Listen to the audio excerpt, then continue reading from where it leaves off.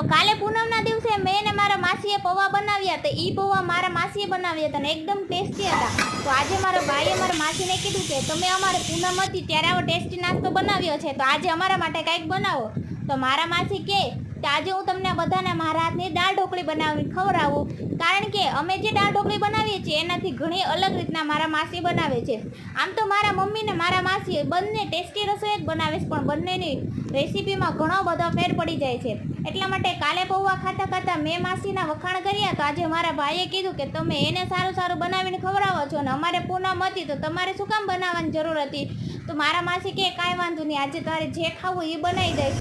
તો પછી એણે કીધું કે હા વાંધો નહીં, તમને જે ફાવે એ બનાવી દો. તો એ કે આજે હું તમને લોકોને દાળ ઢોકળી બનાવીને ખવડાવીશ. તો એના માટે એણે જાતે જ બધી તૈયારી કરી હતી, અમને કાંઈ પણ કરવા નહોતું દીધું. કારણ કે એનું કહેવું એમ હતું કે જો અમે કાંઈક કરશું તો પછી હું તો પાછી એવી કહેવા જાઉં એમ છું કે આમાં થોડોક હાથ મારો પણ હતો.